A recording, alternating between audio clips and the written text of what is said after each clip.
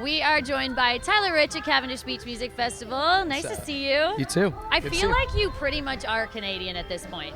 Thank you so much. You are. Thank you. I feel welcome. I love it here. We love having you in Canada, and I feel like, getting to watch you perform in Canada, it feels like Canadian artists or Canadian fans feel like you are like hometown.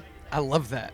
That's getting me even fired up for today because Boots and Hearts was incredible. So cool to that was watch so you long there. ago. It was so long ago, but like you are the only artist I know that's like, released a song like a day or two prior to a festival and had everyone in the crowd knowing every word to like the song. It was crazy to see that with Wild as Her. Like so cool. New music now with a Canadian. With a Canadian. Of course that had to happen. Quebec Canadian. So Marie-Mai, Miss how did Superstar. that relationship come together with her? So she was a coach. She was a judge on The Launch. Yeah. That TV show. Yep. And so Scott Borchetta, that owns my record label, that was his show. Yep. And so he had a relationship with her, just a friendship, and we turned that song in. We were looking for a duet, a pop singer to duet, potentially from another country. And he said, she's a great choice. Oh my God. She's so insanely talented. And when she sings, it's like, it makes me just kind of want to do like math or something because I'm like, I'm not meant for this. She's like a big fan of country. Like she's worked with Tay-Bay, a Canadian artist, before. Yeah. And have you guys gotten to actually meet in person and sing together?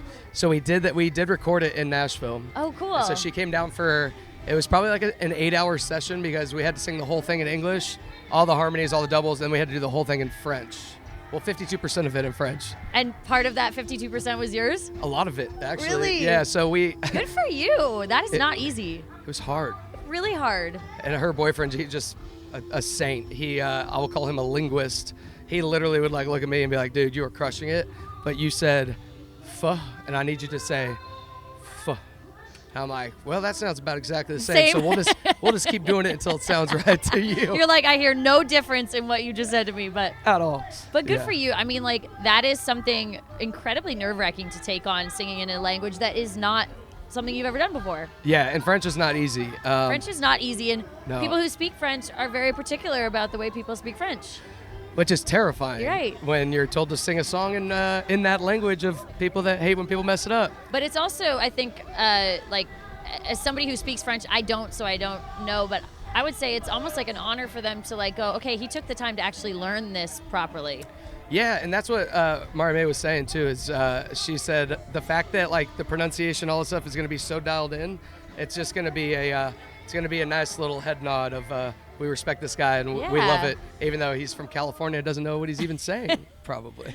I want to learn French properly. Like my family is French and whatnot, but I never actually learning it in school and actually learning French is very different. Yeah. 100%. Have you guys gotten to I know you haven't performed it live together yet, but any plans to make that happen? We've talked about, she wasn't able to make it today. Okay. The song, just came out last night. Yep.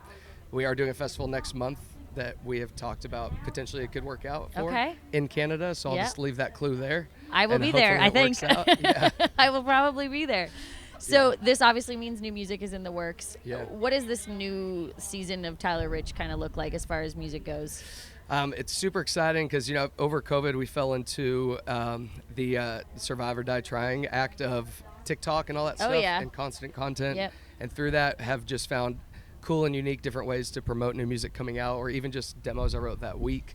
And certain ones have blown up or whatever you want to call it on TikTok that have kind of paved the way for us to have a couple releases coming soon. Sweet. But we are definitely going to do it in a TikTok-friendly fashion and a Reels viral-friendly fashion of song, song, song, song. Each song's going to have its own life, its own promotional period and whatnot, and we're just going to kind of let the fans decide what comes next as the second album gets built one song at a time. And it's cool, too, because, like, you and Sabina obviously are both in the media entertainment world, and, like, you guys you share your relationship on social media and music, obviously, like, what you're writing and what you're releasing is surrounding you two, and it's a lot of the times about her or about your relationship.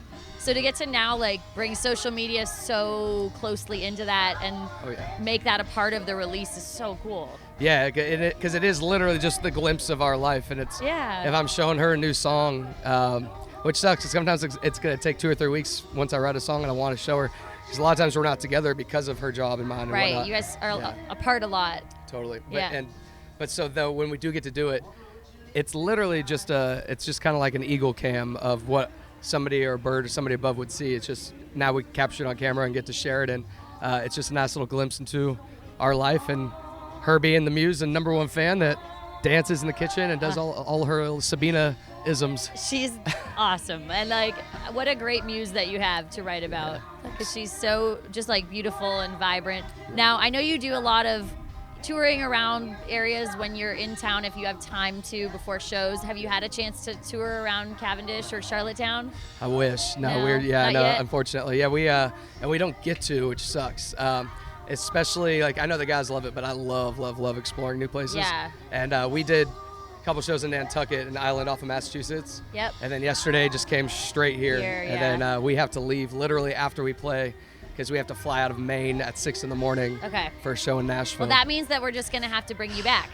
Yes, bring Right? me back, or at least bring back like the beaver tails and the poutine and stuff here. Exactly. All the candies and the chips and.